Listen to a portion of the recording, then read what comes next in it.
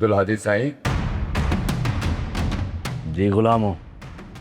ए साईं अचो त हलूं। काॾे? साईं वो राज भाग वारा अवां जे इंतज़ार में वेठा आहिनि। कमदार दुश्मन वटि उज़ुर खायूं कोन वठबियूं आहिनि। छा? हाँ,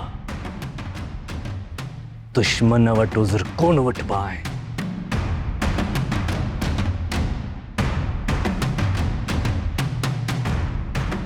साईं वो जेको नथो अचे।